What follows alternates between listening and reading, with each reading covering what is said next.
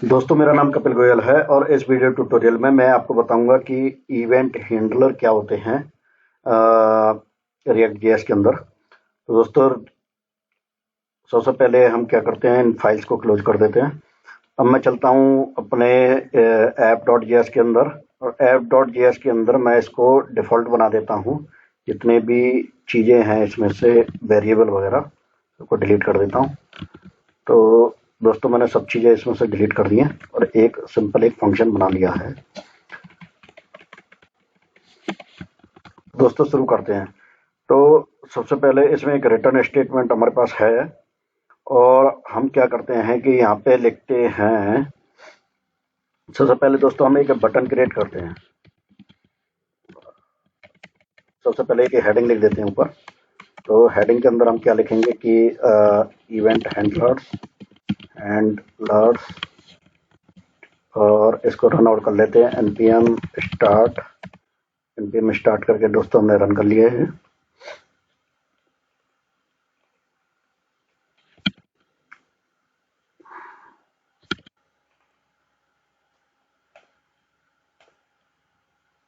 तो दोस्तों हमारे पास ये लिखा हुआ आ गया। अब दोस्तों हम क्या करेंगे कि एक इसमें बटन बनाते हैं। बटन इस तरह से, और इसको बटन को थोड़ा सा स्पेस दे देते हैं ऊपर से। तो दोस्तों ये देख रहे होंगे कि ये एरर दिखाने लगा, क्योंकि हमने कोई कंटेनर यहाँ पे लिया नहीं है। तो हम क्या करते हैं, सबसे पहले इसको सारे को कंटेनर के अंदर डाल देते हैं। जितना भी हम कोड लिख रहे हैं उसको एक कंटेनर के अंदर डाल देते हैं, इससे एरर नहीं दिखाएगा। अब दोस्तों इसके अंदर हमने एक बटन बनाया है, बटन का कोड हम लिख रहे हैं। तो इसमें हम एक सिंपल बटन बना देते हैं, क्लिक मी।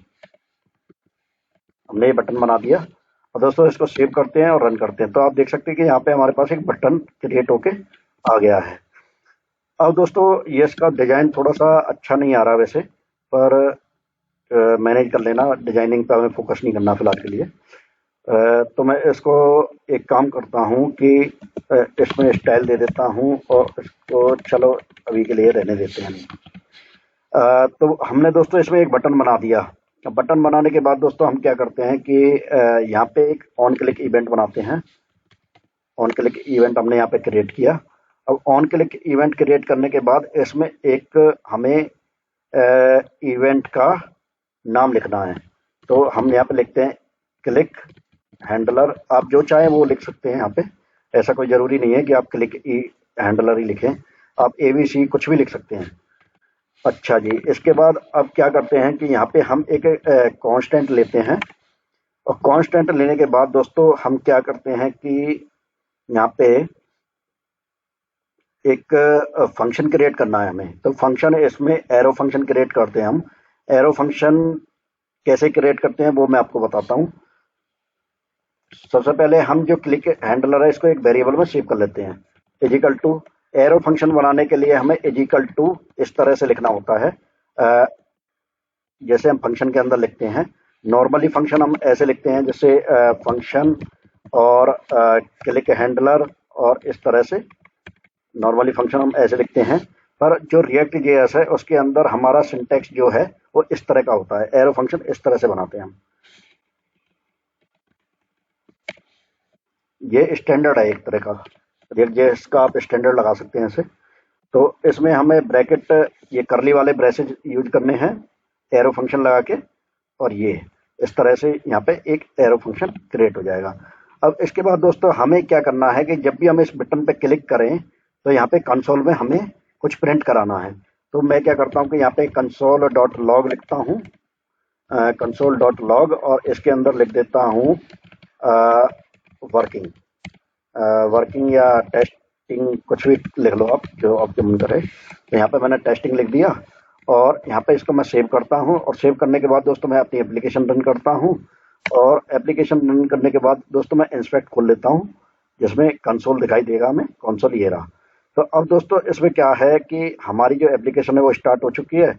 अब मैं क्लिक मी पे क्लिक करूंगा तो आप देख सकते हैं यहाँ पर टेस्टिंग लिखा हुआ आ रहा है। जितनी बार भी हम क्लिक करेंगे वो यहाँ पे टेस्टिंग लिखा हुआ आ जाएगा। मैं इसको दोबारा रीलोड करता हूँ और दोबारा क्लिक करता हूँ, तो देखो ये चीज़ हो रही है। अब इसके बाद दोस्तों हम क्या करते हैं कि यहाँ पे एक यहाँ पे अलर्ट कराते हैं, तो अलर्ट भी इसके अंदर काम कर जाएगा। तो अलर्ट करा के देखते हैं एक बार वर्किंग। तो दोस्तों अब मैं इधर जाता हूं, तो आप देख सकते हैं यहाँ पे वर्किंग लिखा हुआ आ रहा है। और अगर हम इसके अंदर कंसोल भी डाल दें तो कंसोल भी आ जाएगा, console.log। यहाँ पे ये कुछ भी प्रिंट कर देते हैं और यहाँ पे सेव करते हैं, रन करते हैं, तो आप देख सकते हैं यहाँ पे ये वर्किंग लिखा हुआ आ गया और कंसोल के अंदर हमारे पास ये लिखा हुआ आ रहा है। तो इस तरह से दोस्तों इवेंट हैंडलर काम करते हैं, और इस तरह से ऑन चेंज और काफ़ी सारे इवेंट हैंडलर होते हैं हमारे पास, तो इस तरह से काम करते हैं। अब दोस्तों हम क्या करते हैं कि यहाँ पे एक कॉन्स्ट लेते हैं, कॉन्स्ट लिया हमने और इसका नाम रख देते हैं टेक्स्ट, और इजिकल टू इसका नाम रख देते हैं टेस्ट, और इसको हम क्या करते हैं कि ऑन क्लिक पे चेंज कराते हैं, कोशिश करते हैं। यहाँ पे टेस्ट करा और यहाँ पे हमने लिख दिया अपडेटेड टेक्स्ट, और इसको एक कहीं पे भी प्रिंट कराते हैं। तो हमने एक काम करते हैं, यहाँ पे कर्ली ब्रेसेस लेते हैं और यहाँ पे लिख देते हैं हम टेक्स्ट। तो देखते हैं चेंज होता है या नहीं होता। तो दोस्तों ये एरर दे रहा है, text is assigned A value but never used, text is assigned A value but never used. तो दोस्तों ये एरर अभी से ही दे रहा है, तो इसका मतलब ये काम नहीं करेगा इस तरह से। तो पर हम एक चीज दिखा सकते हैं कि यहाँ पे जैसे हम यहाँ पे अब अभी से ये एरर इसलिए दिखा रहा था क्योंकि हमने 2 बार वेरिएबल डिफाइन कर दिया था, तो वो नहीं काम करेगा। तो इसमें टेक्स्ट इज कांस्टेंट, तो ये कह रहा है कि कांस्टेंट है। अगर इसको हम लेट में चेंज करें तो ये रन कर रही है, बट दोस्तों ये काम करेगा नहीं, क्योंकि जैसे अगर हम इस पर क्लिक कर रहे हैं तो कुछ हो नहीं रहा। बट आप देखोगे कि यहाँ पे हम अगर कंसोल करें console.log और यहाँ पे हम टेक्स्ट लिख दें, तो ये कंसोल के अंदर आपको चेंज हुआ नजर आएगा। जैसा कि मैं आपको दिखा देता हूँ एक बार। तो अगर आप देखोगे तो कंसोल के अंदर यहाँ पे चेंज हुआ नजर आ रहा है, बट हमारे ये फ्रंट एंड पे चेंज नहीं हो रहा है। तो इसका एक रीजन है, वो मैं आपको बताऊंगा, क्योंकि जो हमारा रिएक्ट जेएस है उसके अंदर हमें सेट यूज स्टेट का यूज करना पड़ता है, तो इस वजह से ये यहाँ पे काम नहीं कर रहा है। तो अगले ट्यूटोरियल में मैं आपको यही बताऊंगा कि यहाँ पे आप वैल्यू कैसे चेंज कर सकते हैं बटन क्लिक के ऊपर। इस वीडियो को देखने के लिए धन्यवाद और आपका दिन शुभ हो।